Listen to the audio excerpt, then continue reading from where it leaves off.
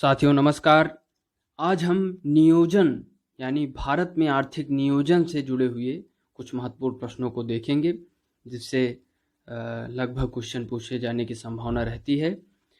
भारत में आर्थिक नियोजन का स्वरूप है, तो भारत में आर्थिक नियोजन का स्वरूप विकेंद्रीकृत, निर्देशात्मक, समाजवादी और पूंजीवाद, इनमें से सभी।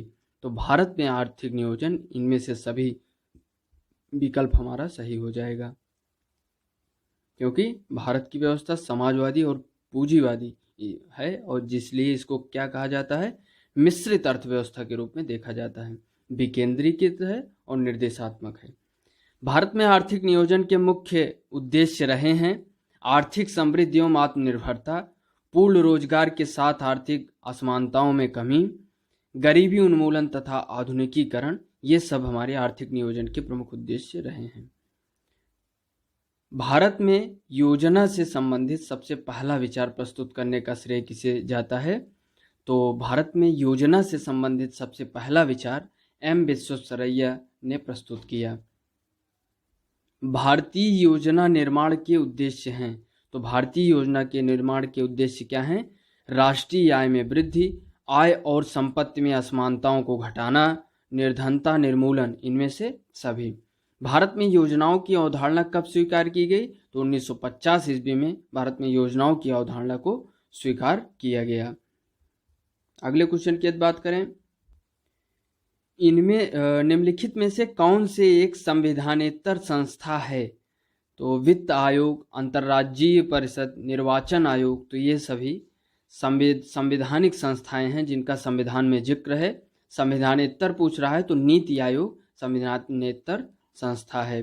पंचवर्षीय योजना की ड्राफ्ट रूपरेखा का अनुमोदन कौन करता है? तो पंचवर्षीय योजना की ड्राफ्ट रूपरेखा का अनुमोदन राष्ट्रीय विकास परिषद करता है, यानी नेशनल डेवलपमेंट काउंसिल। पंचवर्षीय योजना का अंतिम प्रारूप कौन प्रस्तुत करता है? राष्ट्रीय विकास परिषद प्रस्तुत करता है। भारत में पंचवर्षीय योजना का अंतिम रूप से अनुमोदित की जाती है तो राष्ट्रीय विकास परिषद द्वारा, यानी एनडीसी द्वारा। पंचवर्षीय योजनाओं को अनुमोदित करने वाली सर्वोच्च संस्था राष्ट्रीय विकास परिषद। भारत में आर्थिक नियोजन कब प्रारंभ हुआ? तो 1 अप्रैल से 1951 को। भारत के लिए नियोजित अर्थव्यवस्था यानी प्लान्ड इकोनॉमी फॉर इंडिया नामक पुस्तक के लेखक कौन है? तो sir M Visvesvaraya. Planning and the poor के लेखक कौन है? तो बीएस मिन्हास। स्वतंत्रता पूर्व डॉक्टर एम विश्वेश्वरैया ने भारत में नियोजन की एक योजना प्रस्तुत की थी। उनकी यह योजना कितने वर्षीय थी? तो उनकी जो यह योजना थी वो 10 वर्षीय थी। राष्ट्रीय योजना समिति की स्थापना कब हुई? 1938 ईस्वी में। राष्ट्रीय योजना समिति के अध्यक्ष पद पर नियुक्त होने वाले पहले व्यक्ति थे तो जवाहरलाल नेहरू। राष्ट्रीय योजना समिति की रिपोर्ट कब प्रकाशित हुई? तो 1949 में। 1944 में गांधीवादी योजना का प्रतिपादन किया था तो श्रीमान नारायण अग्रवाल जी ने। 1944 में कुछ उद्योगपतियों ने एक योजना का प्रारूप प्रस्तुत किया था। उस योजना का क्या नाम है? तो उस योजना का नाम था बम्बई प्लान। जन योजना का प्रारूप किसने तैयार किया था? तो एम एन राय ने। सर्वोदय योजना का प्रारूप किसके द्वारा तैयार किया गया था? तो जयप्रकाश नारायण द्वारा। भारत सरकार ने एक पृथक विभाग नियोजन एवं विकास विभाग कब खोला? तो 1944 ईस्वी में, यानी भारत सरकार ने एक पृथक विभाग नियोजन एवं विकास विभाग कब खोला था? 1944 ईस्वी में। नियोजन एवं विकास विभाग का कार्यकारी सदस्य किसे नियुक्त किया जाता है? आर्देशिर दलाल को। भारत में नियोजित आर्थिक विकास का शुभारंभ कब हुआ? 1951 ईस्वी। निम्न में से किस अर्थशास्त्री ने विकासशील देशों के लिए रोलिंग प्लान की अवधारणा का सर्वप्रथम समर्थन किया? तो गुन्नार मेडर ने जो है रोलिंग प्लान का अवधारणा सर्वप्रथम प्रस्तुत किया। आर्थिक नियोजन विषय है तो यह जो है समवर्ती सूची का विषय है। योजना आयोग द्वारा अब तक कितनी पंचवर्षीय योजनाएं बनाई जा चुकी हैं? तो 12 पंचवर्षीय योजनाएं बनाई जा चुकी हैं। योजना आयोग द्वारा अब तक कितनी वार्षिक योजनाएं बनाई जा चुकी हैं? तो 7 वर्षीय वार्षिक योजनाएं बनाई जा चुकी हैं। कौन सुमेलित नहीं है हमें बताना है। प्रथम पंचवर्षीय योजना 1951 से 56, ये सही है। छठी पंचवर्षीय योजना 1980 से 85, 10वीं पंचवर्षीय योजना 2002 से 7, तृतीय पंचवर्षीय योजना 1966 से 71, यही हमारा क्या है, रॉन्ग है, सुमेलित नहीं है। तो तृतीय पंचवर्षीय योजना 1961 से 66 के बीच की शुरुआत हुई थी, जो कि इसमें 1966 से 71 दिया, इसलिए हमारा रॉन्ग हो जाएगा। अनवरत योजना किस अवधि के लिए बनाई गई थी? तो 1978 से 83 के लिए बनाई गई थी। भारत में योजना के आरंभ से किसी भी पंचवर्षीय योजना में अनाच्छादित कुल वर्षों की संख्या तो 6। तो भारत में योजना अवकाश था तो 1966 के सूखे के पश्चात जो है प्लान हॉलिडे था। निम्नलिखित में से सही है, इसको हमें बताना है। तो प्रथम पंचवर्षीय योजना कृषि को प्राथमिकता, चौथी पंचवर्षीय योजना स्थिरता के साथ विकास एवं आत्मनिर्भरता, पांचवी पंचवर्षीय योजना न्यूनतम आवश्यकता कार्यक्रम। किस पंचवर्षीय योजना के दौरान आर्थिक समृद्धि दर लक्ष्य से अधिक नहीं थी? तो द्वितीय पंचवर्षीय योजना आर्थिक समृद्धि दर से लक्ष्य से अधिक नहीं थी। मिलान करना है हमें। प्रथम योजना सामुदायिक विकास, द्वितीय योजना तीव्र औद्योगिकरण, तृतीय योजना आधारभूत उद्योगों का प्रसार, चतुर्थ योजना स्वावलंबन की प्राप्ति एवं स्थिरता के साथ विकास, पंचम योजना न्यूनतम आवश्यकता कार्यक्रम। प्रथम योजना सामुदायिक विकास, द्वितीय योजना तीव्र औद्योगिकरण, तृतीय योजना आधारभूत उद्योगों का प्रसार, चतुर्थ योजना स्वावलंबन की प्राप्ति एवं स्थिरता के साथ विकास, पंचम योजना न्यूनतम आवश्यकता कार्यक्रम। अगले क्वेश्चन की यदि हम बात करें, प्रथम पंचवर्षीय योजना में किस क्षेत्र की प्रमुखता दी गई थी? तो कृषि क्षेत्र की प्रमुखता दी गई थी। प्रथम पंचवर्षीय योजना विकास के किस मॉडल पर आधारित था? तो हैराल्ड-डोमर मॉडल। भारत में औद्योगिकरण की प्रक्रिया किस पंचवर्षीय योजना में प्रारंभ की गई थी? तो द्वितीय पंचवर्षीय योजना में। द्वितीय पंचवर्षीय योजना का प्रारंभ, जो योजना का प्रारूप किसने तैयार किया था? तो पीसी महालनोबिस ने द्वितीय पंचवर्षीय योजना का कार्यक्रम तैयार किया था। खादी एवं ग्रामीण उद्योग आयोग की स्थापना किस पंचवर्षीय योजना के अंतर्गत की गई थी? तो दूसरी पंचवर्षीय योजना के अंतर्गत की गई थी। उद्योगों के विकास तथा औद्योगिकरण की रणनीति किस योजना का अंग थी? द्वितीय। दूसरी योजना ने किसको प्राथमिकता दी थी? तो भारी उद्योग को प्राथमिकता दी थी। भारत की कौन सी पंचवर्षीय योजना सोवियत संघ के 1928 के फेल्डमैन योजना का अनुसरण करके तैयार की गई थी? तो द्वितीय पंचवर्षीय योजना सोवियत संघ के 1928 के फेल्डमैन योजना का अनुसरण करके तैयार की गई थी। किस पंचवर्षीय योजना के दौरान देश में 3 लौह इस्पात संयंत्र स्थापित किए गए थे? तो द्वितीय पंचवर्षीय योजना अवधि में स्थापित 3 लौह इस्पात संयंत्रों में कौन शामिल नहीं था? तो दुर्गापुर, भिलाई, राउरकेला शामिल थे द्वितीय पंचवर्षीय योजना के अंतर्गत। बोकारो ये जो है हमारा शामिल नहीं था द्वितीय पंचवर्षीय योजना के अंतर्गत। तो बोकारो स्टील प्लांट जो है ये हमारा तृतीय पंचवर्षीय योजना के अंतर्गत था और रूस की सहायता से 1973 में शुरू किया गया। द्वितीय पंचवर्षीय योजना में किस क्षेत्र के विकास पर सर्वाधिक बल दिया गया था? तो यानी अधोसंरचना के ऊपर यानी इंफ्रास्ट्रक्चर पर, आधारिक संरचना पर अधिक बल दिया गया था।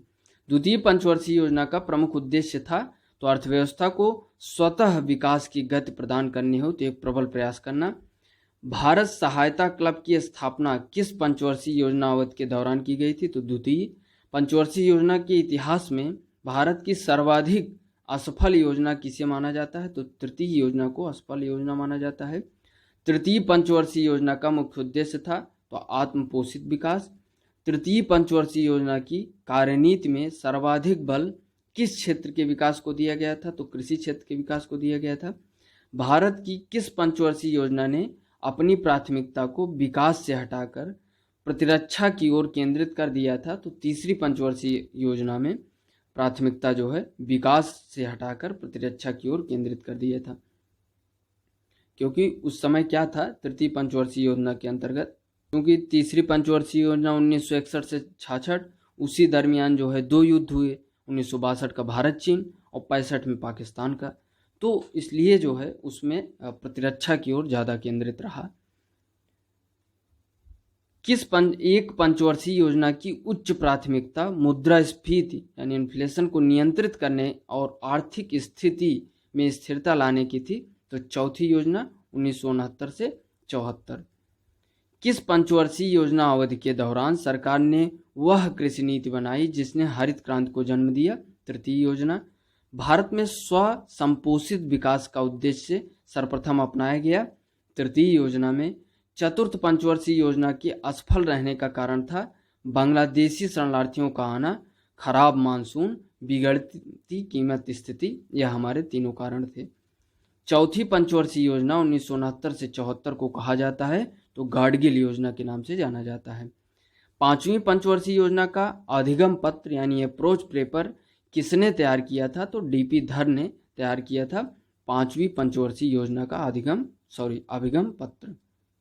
तो पांचवी पंचवर्षीय योजना हमारी कब से कब तक है? 1974 से 1979। न्यूनतम आवश्यकता कार्यक्रम का प्रारंभ किस पंचवर्षीय योजना में किया गया था? तो पांचवी पंचवर्षीय योजना में। पांचवी पंचवर्षीय योजना कब से? 1974 से 1979। भारत में न्यूनतम आवश्यकताएं तथा निर्देशित गरीबी विरोधी कार्यक्रम की अवधारणाएं किस पंचवर्षीय योजना में शामिल की गई? तो पांचवी पंचवर्षीय योजना में। गरीबी हटाओ का नारा कौन सी योजना में शामिल किया गया? तो पांचवी योजना में। पांचवी पंचवर्षीय योजना का मूल उद्देश्य गरीबी हटाओ। कौन सी पंचवर्षीय योजना केवल 4 वर्षों की थी? तो पांचवी, जो कि 1974 से तो पांचवी पंचवर्षीय योजना केवल 4 वर्षों की थी, क्योंकि उस समय सरकार की तब्दीली हुई और मोरारजी सरकार सत्ता में आती है, तो वह जो है इस पंचवर्षीय योजना को अस्वीकार करके छठी पंचवर्षीय योजना 10 वर्षीय पंचवर्षीय योजना को स्वीकार कर देती हैं, जिसको बाद में फिर तब्दीली की जाती है। इसमें जैसे सरकार आती है मोरारजी साहब की, तो उस पंचवर्षीय योजना को फिर रीअगेन शुरू किया जाता है 1980 से 85 के लिए, जिसे हम जो 1980 से 1985 छठी पंचवर्षीय योजना के रूप में शुरू होती है। पांचवी पंचवर्षीय योजना के 2 मुख्य उद्देश्यों में एक निर्धनता निवारण था, जबकि दूसरा मुख्य उद्देश्य था आत्मनिर्भरता की प्राप्ति। राष्ट्रीय कृषि और ग्रामीण विकास बैंक नाबार्ड की स्थापना किस पंचवर्षीय योजना के दौरान हुई? तो छठी पंचवर्षीय योजना के दौरान नाबार्ड की स्थापना हुई। किस पंचवर्षीय योजना में योजनागत परिव्यय के प्रतिशत के रूप में विद्युत उत्पादन पर सर्वाधिक बल दिया गया था? तो छठी। सातवीं पंचवर्षीय योजना की अवधि थी तो 1985 से 90। सातवीं पंचवर्षीय योजना का प्रारूप तैयार करने का श्रेय किसे जाता है? रामकृष्ण हेगड़े को। सातवीं पंचवर्षीय योजना में प्रारंभ किए गए एक महत्वपूर्ण रोजगार कार्यक्रम, तो इसमें जो है JRY और NREP, IRDP, ट्राइसेम। तो JRY योजना से तात्पर्य क्या है? जवाहर रोजगार योजना। आठवीं पंचवर्षीय योजना की अवधि थी तो 1992 से 97। आठवीं पंचवर्षीय योजना का नवीन प्रारूप किसके निर्देशन में तैयार किया गया था? तो प्रणब मुखर्जी के निर्देशन में। निम्नलिखित में से किस पंचवर्षीय योजना में आर्थिक समृद्धि की दर अपने लक्ष्य से अधिक रही? तो आठवीं। वह पंचवर्षीय योजना जिसका 4 सरकारों ने अपने अपने तरीके से प्रारूप तैयार किया था कौन थी? तो आठवीं पंचवर्षीय योजना। नौवीं पंचवर्षीय योजना की अवधि थी तो 1 अप्रैल 1997 से 31 मार्च 2002 तक। नौवीं पंचवर्षीय योजना में प्राथमिकता दी गई थी न्यायपूर्ण वितरण एवं समानता के साथ विकास। नौवीं योजना के प्राथमिकता के क्षेत्र क्या थे? पर्याप्त उत्पादक रोजगार पैदा करना, मूल्यों में स्थायित्व रखते हुए आर्थिक विकास की गति को तीव्र करना, न्यायपूर्ण वितरण एवं समानता के साथ विकास। ये सभी नौवीं योजना के प्राथमिकता के क्षेत्र थे। क्या क्या? पर्याप्त उत्पादक रोजगार पैदा करना, मूल्यों में स्थायित्व रखते हुए आर्थिक विकास की गति को तीव्र करना, न्यायपूर्ण वितरण एवं समानता के साथ विकास। 10वीं पंचवर्षीय योजना की अवधि थी तो 2002 से 7 के बीच। 10वीं पंचवर्षीय योजना 2002 से 7 के दौरान किस वर्ष भारत में आर्थिक वृद्धि दर सबसे कम रही? तो 2002 से 2003 के बीच। 10वीं पंचवर्षीय योजना 2002 से 7 के दौरान किस वर्ष भारत में आर्थिक वृद्धि दर सबसे अधिक रही? तो 2006 और 7 के दौरान। 11वीं पंचवर्षीय योजना की अवधि को निम्न में से कौन सी रही? तो 1/4/2007 से 31/3/2012 के बीच हमारी 11वीं पंचवर्षीय योजना रही। निम्नलिखित में से कौन सी पंचवर्षीय योजना सही नहीं है? तो प्रथम 1951 से 56, द्वितीय 56 से 61, तृतीय 61 से 66, चतुर्थ 66 से 71, यही हमारा क्या है? सही नहीं है चतुर्थ पंचवर्षीय योजना। चतुर्थ पंचवर्षीय योजना 1969 से 74 के बीच शुरू की गई थी। सामुदायिक विकास कार्यक्रम का प्रारंभ किस वर्ष किया गया था? तो 1952 में।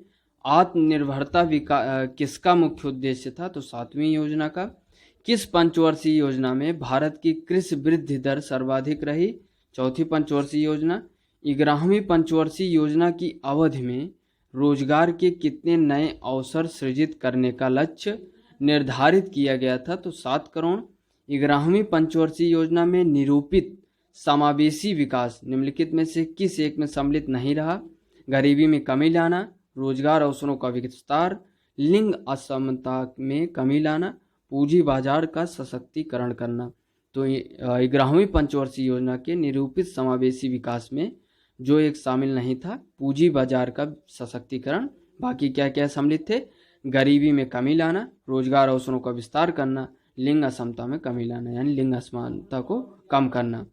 भारत की पंचवर्षीय योजना के संदर्भ में औद्योगिकरण के ढांचे में परिवर्तन के अंतर्गत भारी उद्योग का महत्व कम करते हुए आधारिक संरचनाओं पर बल देने की शुरुआत किस योजना से की गई? तो 6ठी योजना से आधारिक संरचनाओं पर बल देने की शुरुआत की गई।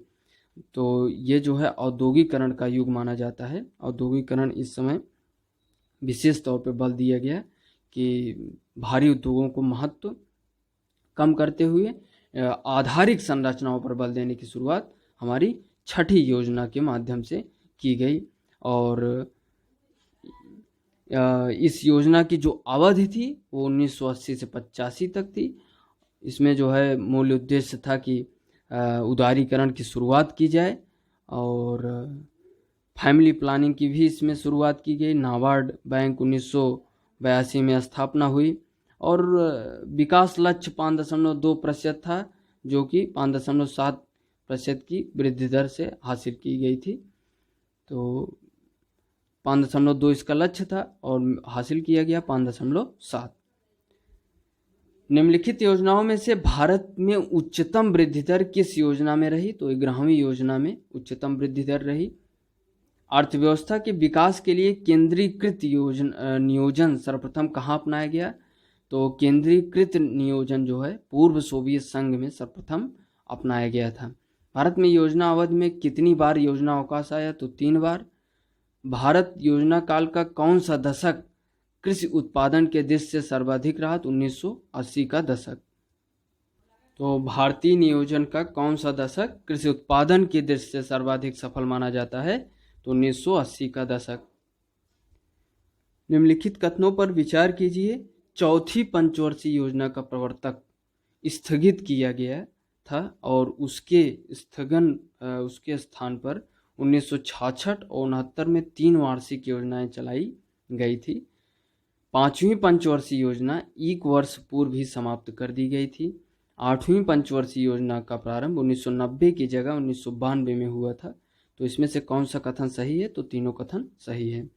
नीति आयोग का गठन किस वर्ष किया गया? तो 2015। भारत में योजना आयोग का गठन हुआ मार्च 1950। योजना आयोग के स्थान पर नया नीति आयोग जनवरी 2015 से अस्तित्व में आया। नीति आयोग का पदेन अध्यक्ष किसे बनाया गया? प्रधानमंत्री। निम्नलिखित में से किसे नवगठित नीति आयोग का प्रथम उपाध्यक्ष बनाया गया? तो अरविंद पनगड़िया। नीति आयोग का प्रथम मुख्य कार्यकारी अधिकारी CEO किसे बनाया गया? सिंधु श्री खुल्लर जी को। नीति आयोग के उपाध्यक्ष को भारत सरकार के सरकारी वरीयता क्रम में महत्व का दर्जा दिया गया है। तो भारत सरकार के कैबिनेट मंत्री के समान नीति आयोग के उपाध्यक्ष को भारत सरकार के सरकारी वरीयता क्रम में महत्व का दर्जा दिया गया है। भारत के योजना आयोग के संबंध में कौन सा कथन सही है? नीति आयोग का संविधान में कोई उल्लेख नहीं है। इसके सदस्यों एवं उपाध्यक्ष का कोई निश्चित कार्यकाल नहीं होता। इसके सदस्यों के लिए कोई निश्चित योग्यता नहीं होती। तो उपयुक्त में से ये सभी भारत की योजना आयोग के संबंध में सही है। तो यहाँ पर होना चाहिए था नीति आयोग, तो ये योजना आयोग हो गया है। नीति आयोग की स्थापना की गई तो संघीय मंत्रिपरिषद द्वारा एक विशेष प्रस्ताव पारित कर। तो इस यहाँ पर आप देख लीजिए कि क्या रहना चाहिए, यहाँ पर इसको कर देना है क्या, नीति आयोग। तो यहाँ पर ये हमारा हो जाएगा, ये इसको कट करके यहाँ पर हो जाएगा नीति आयोग।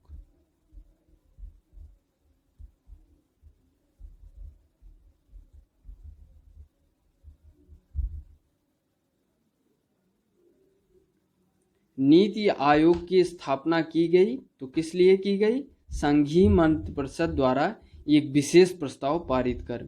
भारत का नीति आयोग, तो इसमें से हमें बताना है कौन सा कूट सही है। 2015 में बनाया गया था। संवैधानिक निकाय है, सलाहकारी निकाय है, सरकारी विभाग है। तो पहला और तीसरा सही है कि 2015 में बनाया गया था, सलाहकारी निकाय है।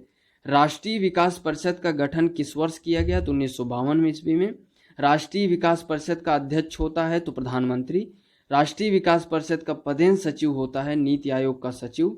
राष्ट्रीय विकास परिषद में शामिल नहीं होता राज्यों के मुख्यमंत्री, नीति आयोग के सदस्य, प्रधानमंत्री, वित्त आयोग के सदस्य इसमें शामिल नहीं होते। किसमें? राष्ट्रीय विकास परिषद में।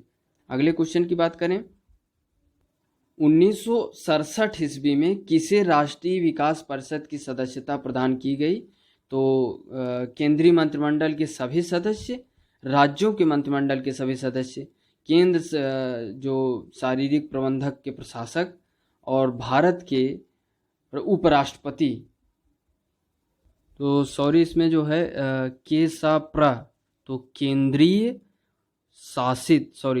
शासित प्रशासक, यानी केंद्र शासित प्रदेशों के प्रशासक। तो इसमें क्या हो जाएगा? केंद्रीय मंत्रिमंडल के सभी सदस्य, केंद्र शासक प्रदेश के प्रशासक।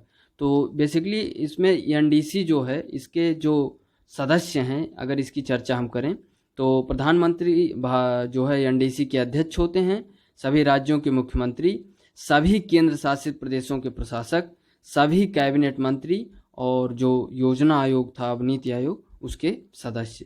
तो ये सभी उसके अंतर्गत शामिल होते हैं। पंचवर्षीय योजना को अनुमोदित करने वाली सर्वोच्च संस्था है तो राष्ट्रीय विकास परिषद।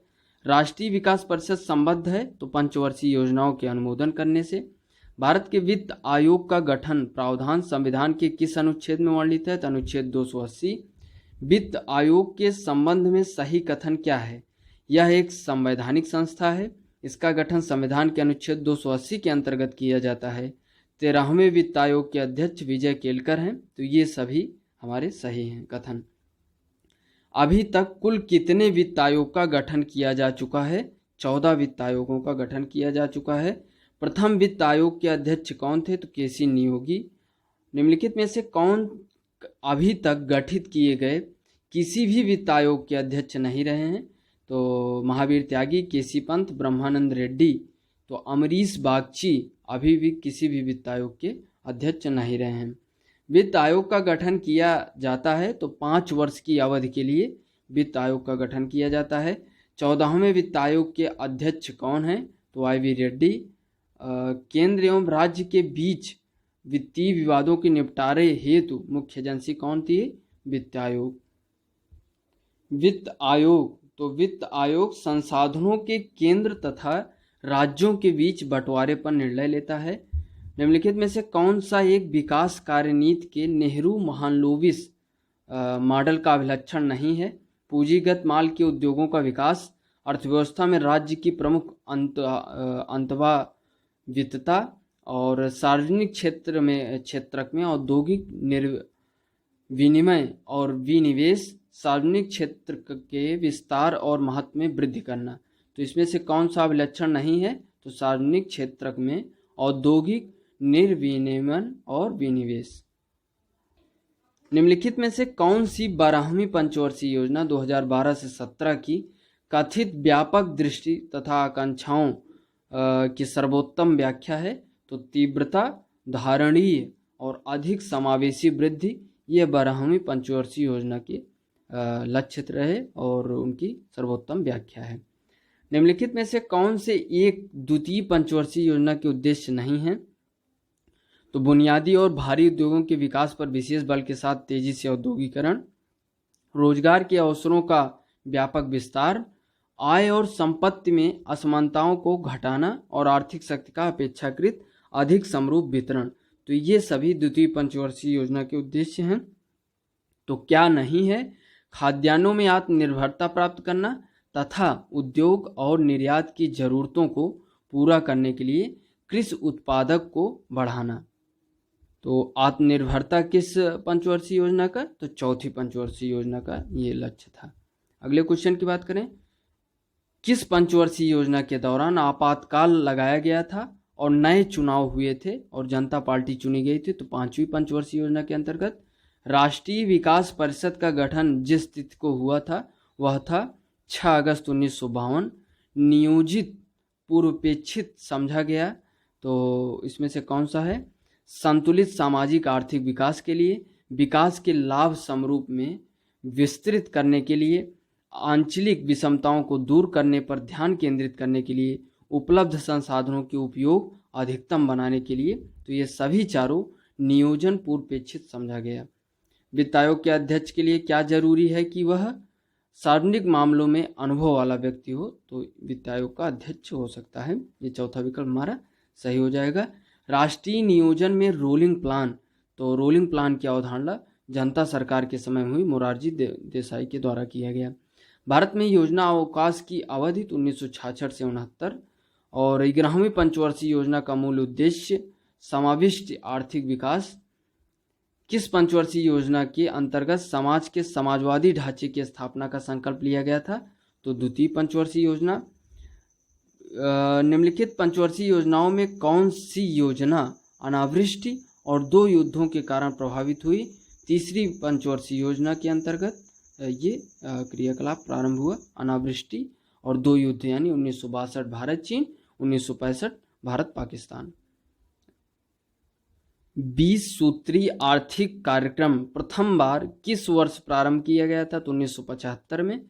किस पंचवर्षीय योजना में भारी उद्योग की प्राथमिकता दी गई थी? तो दूसरी पंचवर्षीय योजना में भारी उद्योग की प्राथमिकता दी गई थी। यदि हम 20 सूत्री कार्यक्रम की बात करें तो जो 20 सूत्री ये कार्यक्रम रहे ये हमारे बहुत उपयोगी रहे। इन 20 सूत्रों की यदि बात करें तो इसमें से पहला सूत्र था गरीबी हटाओ, दूसरा जनशक्ति, तीसरा किसान मित्र, चौथा श्रमिक कल्याण, 5वां खाद्य सुरक्षा, 6वां सबके लिए शिक्षा, 7वां शुद्ध पेयजल और 8वां जन जन का स्वास्थ्य, 9वां सबके लिए शिक्षा, 10वां अनुसूचित जाति जनजाति अल्पसंख्यक एवं अन्य पिछड़ा वर्ग कल्याण, 11वां महिला कल्याण, 12वां बाल विकास, 13वां युवा कल्याण, 14वां बस्ती सुधार, 15वां पर्यावरण सुरक्षा एवं वन वृद्धि, 16वां सामाजिक सुरक्षा, 17वां ग्रामीण सड़क, 18वां ग्रामीण ऊर्जा, 19वां पिछड़ा क्षेत्र विकास और 19वां पिछड़ा क्षेत्र विकास, 20वां ई शासन। तो ये हमारे 20 सूत्र रहे जिसके अंतर्गत ये प्रारंभ किया गया 1975 में। तो भारी उद्योग। दूसरी, नीति आयोग के विषय में निम्नलिखित में से कौन सा एक सही नहीं है? इसका गठन योजना आयोग के स्थान पर किया गया। इसका गठन जनवरी 2015 में किया गया। यह सहकारी संघवाद के सिद्धांत पर आधारित है। तो कौन सा इसमें नहीं है? इसमें एक पूर्णकालिक अध्यक्ष होता है, यही क्या है? सही नहीं है। योजना काल में सर्वाधिक समृद्धि दर प्राप्त की गई थी? तो 10वीं योजना में। यदि नीति आयोग की संरचना की बात करें तो नीति आयोग में क्या होता है कि एक पूर्णकालिक अध्यक्ष होता है। जो इसकी संरचना की यदि हम बात करें तो ध्यान से समझिए, इसकी संरचना को यदि हम देखें तो इसमें एक जो है पूर्णकालिक अध्यक्ष होता है, 5 पूर्णकालिक सदस्य होते हैं, 2 अंशकालिक सदस्य होते हैं, और जैसे अंशकालिक सदस्य में कौन कौन आएगा? अग्रणी विश्वविद्यालय या अनुसंधान से जुड़े हुए कुछ लोग, अनुसंधान संगठनों से जो विशेषज्ञता प्राप्त लोग होते हैं। और इसके अलावा 4 मंत्रिपरिषद, केंद्रीय मंत्रिपरिषद के 4 पदेन सदस्य इसमें होंगे। और आयोग का एक मुख्य कार्यकारी अधिकारी होगा जो भारत सरकार के सचिव पद के साथ होगा, जो इनके प्रशासन और सचिवालय कार्य को देखता होगा। तो एक पूर्णकालिक अध्यक्ष होता है, तो यही चूंकि इसमें एक ही का जिक्र है इसलिए इसी नहीं सही है, क्योंकि एक पूर्णकालिक अध्यक्ष होता है, बाकी 5 पूर्णकालिक सदस्य होते हैं, 2 अंशकालिक सदस्य होते हैं, और केंद्रीय मंत्रिपरिषद के 4 पदेन सदस्य भी इसमें शामिल होते हैं। तो योजना काल में सर्वाधिक समृद्धि दर प्राप्त की गई 10वीं योजना में। चल योजना यानी रोलिंग प्लान के बारे में कौन विचार करना है, कौन सा सही है?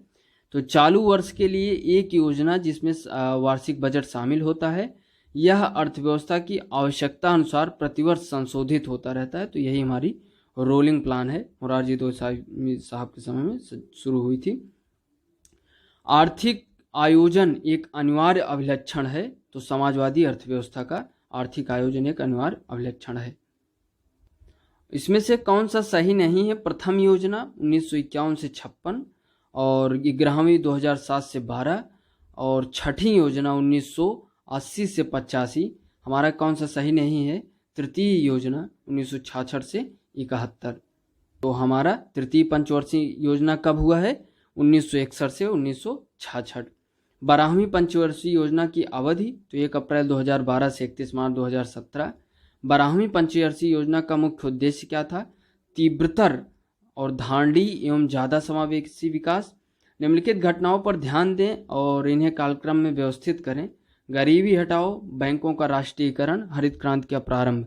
तो सबसे पहले हरित क्रांति का प्रारंभ, उसके बाद बैंकों का राष्ट्रीयकरण, उसके बाद गरीबी हटाओ। तो यदि हम इसके सनों की यदि हम बात करें तो इसमें से जो गरीबी हटाओ है ये सबसे लास्ट में 1971 में इसको इंदिरा गांधी जी प्रधानमंत्री थी, उनके समय में इसको उन्होंने ही शुरू किया था। और ये जो है गरीबी हटाओ देश बचाओ, और ये जो है हमारा पंचवर्षीय योजना के अंतर्गत 5वीं पंचवर्षीय योजना के अंतर्गत इसको शुरुआत की गई। बैंकों का राष्ट्रीयकरण 1969 में, 14 निजी बैंकों का राष्ट्रीयकरण ये भी इंदिरा गांधी जी के द्वारा किया गया। हरित क्रांति का प्रारंभ ये जो है 1966-67 में, ये जो है इससे जो है खाद्यान्न उत्पादन में वृद्धि हुई। तो क्रम में देखें तो सबसे पहले हरित क्रांति, उसके बाद बैंकों का राष्ट्रीयकरण, उसके बाद गरीबी हटाओ। द्वितीय पंचवर्षीय योजना आधारित थी तो महान लोबिस मॉडल पर आधारित थी। तो साथियों ये रहे कुछ महत्वपूर्ण प्रश्न नियोजन से जुड़े हुए, भारत में नियोजन के विकास से जुड़े हुए, जो वनडे एग्जाम और अन्य महत्वपूर्ण एग्जामों के लिए बहुत ही उपयोगी हैं। धन्यवाद। जय हिंद।